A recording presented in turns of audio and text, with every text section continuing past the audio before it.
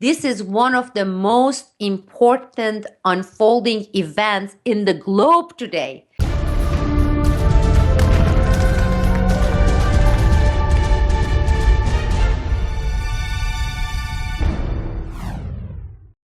Recently, the news has been full of stories that would have you believe that the world is on the brink of a potential thermonuclear crisis, that the government-sponsored jihadis will storm one of the most secured nuclear bases on the planet and waltz out with all of the United States' 12-foot-long, 700-pound nuclear warheads at NATO's Incirlik air base in Turkey. Now, for those of you who have had enough of the mainstream media's weaponized propaganda, let's hear what Newsbud's Sibel Edmonds had to say about this even before the media or the think tanks began their narrative about the dangerous nukes in Turkey. For the past half century, the United States and its allies, NATO allies, they have been keeping quiet how many nuclear warheads they have put inside the Turkey, okay? And it's not only Incirlik military air base as they are advertising. Turkey has had nuclear warheads for a long, long time. Just like Israel issue, that has been always kept quiet. And the 90 plus ones in NATO airbase is justified as NATO airbase. If you pay close attention, James, they keep floating now. You know, these nuclear warheads, what if ISIS gets there? Okay? Think about this airbase that has weathered the entire Cold War era with no penetration, no danger, right? All the Al-Qaeda stuff, the military coup, and before that, the anarchy period in Turkey. And now suddenly, you see them advertising the importance of the nuclear warheads in Incirlik base in Turkey. That is significant. That is going to be tied to the coming coup because that would justify NATO and allies' action because they have to go there, remove Erdogan, keep the country secure so that we won't be nuked. That's what they're going to use. We, NATO, CIA, we decided to make Turkey also a nuclear weapon nation. And we kept it quiet. We installed close to 100 major nuclear warheads in our base, Incirlik base, US NATO base in Turkey, which is supposedly currently out of power. Okay, suddenly the world's, we always advertised it as the world's securest base. Now, after the failed attempted coup, go and see how suddenly all these tentacles, CIA tentacles, are pointing to the fact that it is so dangerous, this government in Turkey and all the things with ISIS being in the border with Syria and the ISIS threat, because Turkey currently houses 92 nuclear warheads. Just like parrots, all of them are putting it out there. This is another warfare. This is another psychological warfare. Now they are creating the pretext for officially for US, NATO, CIA, dark forces to go and take over the country and having like an officially announced coup. You know why, people? Because think about ISIS getting their hands on these nuclear warheads, these 90 plus nuclear weapons. So these nuclear warheads survived 50 years of Cold War, anarchy period, 5 coups, war with Iraq with Saddam Hussein. Turkey is right there, northern Iraq, Turkish southern border. It's less than several hundred miles from where these nuclear warheads were. It survived Saddam Hussein, okay? It has survived Iran, another neighboring country in Turkey. But lo and behold, hallelujah, suddenly these warheads in Turkey are in volatile position. This is basically preparing the grounds, putting out the pretext to say for the next attempt to be justified in the name of we as US had responsibility to secure these nuclear warheads by bringing a stable regime planted in there and take out this guy. Now, Sibel, you've predicted this over a month ago, and we've seen this play out over the recent weeks. What is your assessment of where this is going now? It is very important what has been happening with Turkey. I predicted that the next stage would be using Incirlik base in Turkey, the NATO base in Turkey, and the nuclear warheads there as an excuse to escalate the pressure on Turkey, or even pave the way to interfere in this country, sovereign nation, directly. And that's exactly what we have been seeing. First, started with a couple of headlines here, a few headlines there about the fact that Incirlik base, the NATO base in Turkey, has all these nuclear warheads, and the fact that it's very close to Syria border, the fact that Turkey has a huge ISIS problem. And then in the last 3-4 days, we have seen it even escalate more dramatically. I mean, you look at it and look at the Congress, okay? In Congress, the Congress wants to be briefed by the expert on Turkey and the danger of these nuclear warheads being in Turkey. You have former chief of weapons for Clinton, Bill Clinton, going to White House and telling Obama that it's gravely dangerous to have Turkey, with this unstable Turkey, to have these nuclear warheads there. So when you look at all the think tanks popping up and feeding this craze, so what they are doing, and with mainstream media, CNN is doing it, Newsweek. As you know, when there is real information, facts, you don't see them report. But with this, it's if you were to put it side by side, Spiro, if you put what they are doing with Turkey and these nuclear warheads in Incirlik next to what they did with Saddam Hussein and Iraq, WMD, Saddam Hussein, okay, these are the weapons of mass destructions, and he's a dictator, he's a fascist, he's a criminal. Or if you compare it to Gaddafi, Muammar Gaddafi and Libya, they were even showing Gaddafi abusing his au pair babysitters. You see how dangerous this man is? They are doing exactly that. So that's very interesting. The escalation that we are seeing, and mainstream media playing its role, because mainstream media, the US mainstream media, played the same role with Iraq, played the same role with 9/11, played the same role with, has been playing the same role with ISIS, played the same role with Gaddafi. So you are seeing exactly the same pattern. There is no difference. But what does that tell us? That becomes very important.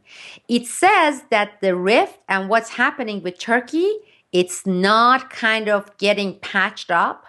Because what took place here is enormous.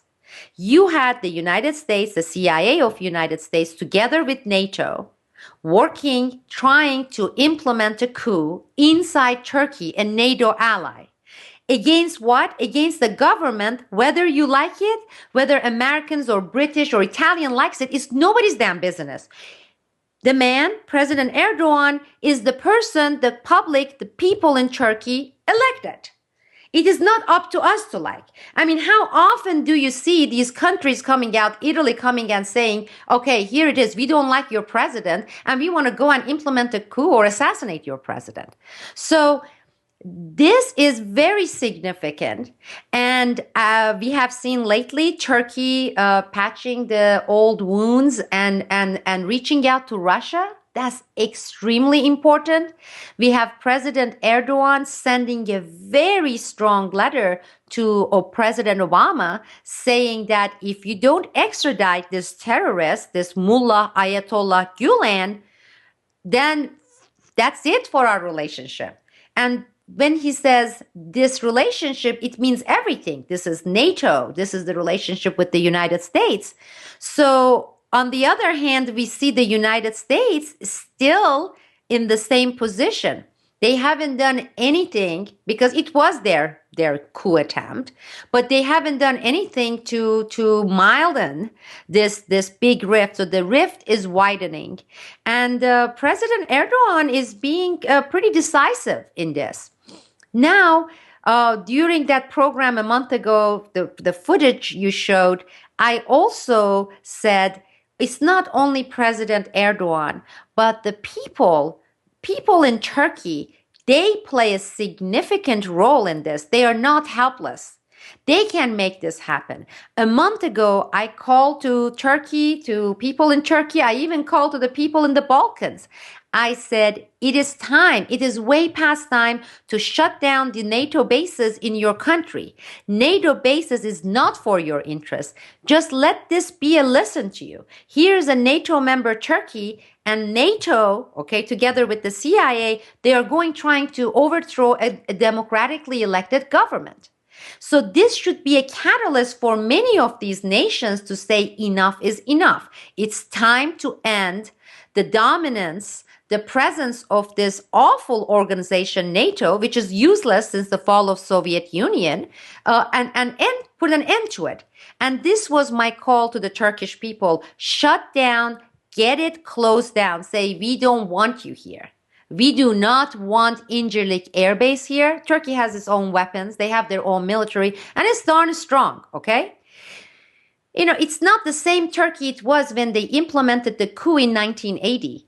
Okay, this is not the same Turkey that was sinking under the weight of debt coming from IMF and World Bank. So they are not dealing with the same Turkey. And this Turkey can easily shut down the base, okay? And they should, knowing that currently the United States, the way it's been acting, whether it's on Gulen, whether their direct role in this failed coup attempt in Turkey, it's not an ally. Do you think that's what an ally do? Because if that's what an ally does, imagine what would your enemies do. So if that's the case, until the U.S. does its part, they need to shut down and close down United States Embassy in Turkey.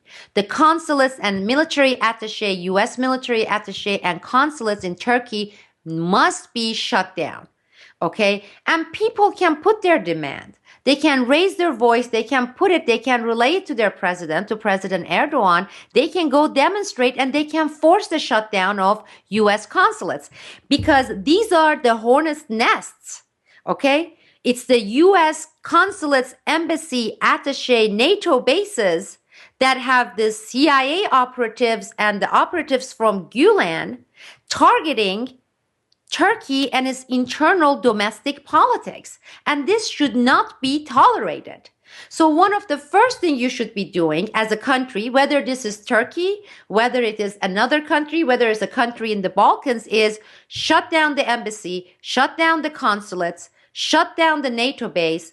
Then you say you extradite this man and you start putting your act together, because if you want us to treat you as an ally, you must act and behave as an ally.